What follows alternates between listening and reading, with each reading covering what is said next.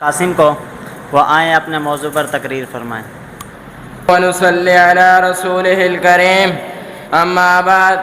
فأعوذ بالله من الشيطان الرجيم بسم الله الرحمن الرحيم قال الله تبارك وتعالى في القرآن المجيد وفي القرآن الحميد واعبدوا الله ولا تشركوا به شيئا وقال النبي صلى الله عليه وسلم عن عبد الله بن مسعود رضي الله تعالى عنه قال سألت النبي صلى الله عليه وسلم أي الذنب أعظم عند الله قال أن تجعل لله ندا وهو خلقك۔ ہر قسم کی حمد و ثنا اللہ تبارک و تعالیٰ کے لیے، درود و سلام و امام الانبیاء خاتم الانبیاء جناب محمد الرسول اللہ صلی اللہ علیہ وسلم کی ذات گرامی کے لیے جنہوں نے ہمیں سیدھی راہ دکھائی۔ سامعین محترم، شرک ایک ایسا بھیانک اور گھناؤنا جرم ہے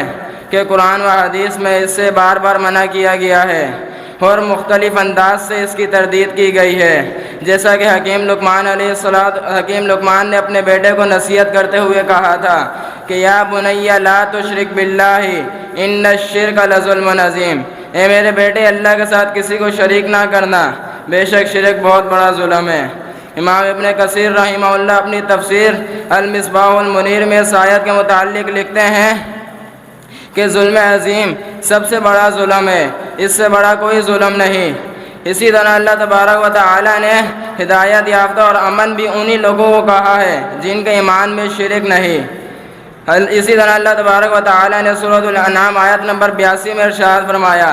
الذین آمنوا ولم یلبسوا ایمانہم بظلم اولئک لہم الامن وہم مہتدون، بے شک جو لوگ ایمان لائے اور اپنے ایمان میں شرک کی ملاوٹ نہیں کی، یہی لوگ امن میں ہیں اور ہدایت یافتہ ہیں۔ اسی طرح ایک اور مقام پر اللہ تبارک و تعالی نے فرمایا سورۃ الانعام آیت نمبر 151 قل تعالوا واتلوا ما حرم ربکم علیکم الا تشرکوا بہ شیئا، کہ کہہ دیجئے اے پیغمبر علیہ السلام آپ کہہ دیجئے کہ تم آؤ میں تم پر تمہارے رب نے جو چیزیں حرام کی ہیں وہ تم پر تلاوت کرتا ہوں، یہ کہ تم اللہ کے ساتھ شرک نہ کرو۔ سامعین محترم، مشرک بندہ اگر شرک سے سچی توبہ نہ کر لے اور اسی حالت میں اس کو موت آ جائے تو یہ شرک اس قدر خطرناک جرم ہے کہ اللہ تبارک و تعالیٰ اس کو معاف نہیں کریں گے۔ اللہ تبارک و تعالیٰ نے سورۃ النساء آیت نمبر 116 میں ارشاد فرمایا ان اللہ لا یغفر ان یشرک بہ ویغفر ما دون ذلک لمن یشاء ومن یشرک باللہ فقد ضل ضلالا بعیدا، بے شک اللہ تبارک و تعالیٰ شرک کو معاف نہیں کرتا اور دوسرے جتنے گناہ ہیں جس کے لیے چاہے معاف کر دے گا، اور جس شخص نے اللہ تبارک و تعالیٰ کے ساتھ شرک کیا تحقیق وہ دور کی گمراہی میں گم ہو گیا۔ اسی طرح شرک اس قدر خطرناک جرم ہے کہ اللہ نے اپنے نبی کو مخاطب کر کے فرمایا، مخاطب نبی کو کیا اور امت کو درس دیا، قال ان اشرکت لیحبطن عملک ولتکونن من الخاسرین، اے پیغمبر علیہ السلام اگر آپ نے بھی میرے ساتھ کسی کو شریک کیا تو آپ کے بھی اعمال تباہ و برباد ہو جائیں گے اور آپ خسارہ پانے والے لوگوں میں سے ہو جائیں گے۔ اسی طرح شرک کی مذمت کے حوالے سے کئی احادیث بھی وارد ہوئی ہیں، جیسا کہ حضرت عبداللہ بن مسعود رضی اللہ تعالی عنہ فرماتے ہیں کہ میں نے رسول اکرم صلی اللہ علیہ وسلم سے سوال کیا ای الذنب اعظم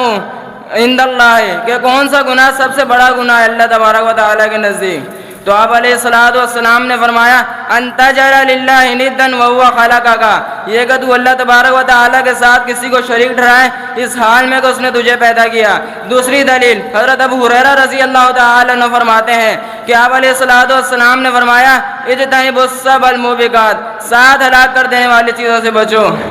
تو صحابہ نے سوال کیا وہ 7 چیزیں کون سی ہیں؟ آپ علیہ السلام نے ان 7 چیزوں کے بارے میں بتایا، جن میں سے ایک یہ بھی تھی الشرک باللہ، اللہ کے ساتھ شرک کرنا۔ تیسری دلیل سیدنا ابو درداء رضی اللہ تعالی عنہ فرماتے ہیں کہ مجھے میرے دوست نے وصیت کی کہ لا تشرک باللہ شیئا وان قطعت وحرقت، اے میرے دوست اللہ کے ساتھ کسی کو شریک نہ کرنا، اگرچہ تجھے کاٹ دیا جائے یا تجھے جلا دیا جائے۔ اسی طرح ترمذی کی ایک صحیح حدیث ملتی ہے، آپ علیہ الصلوۃ والسلام نے فرمایا اکبر الکبائر الشرک باللہ۔ اس حدیث سے بھی یہی معلوم ہوتا ہے کہ شرک سب سے بڑا گناہ ہے۔ اسی طرح صحیح الجامع کی ایک صحیح سند کے ساتھ حدیث ملتی ہے، حضرت جریر بن عبداللہ رضی اللہ تعالی عنہ فرماتے ہیں کہ رسول اکرم صلی اللہ علیہ وسلم نے ہم سے بیعت لی اور ہم سے بیعت لی کہ تم اللہ کی عبادت کرو گے اور اس کے ساتھ شرک نہیں کرو گے۔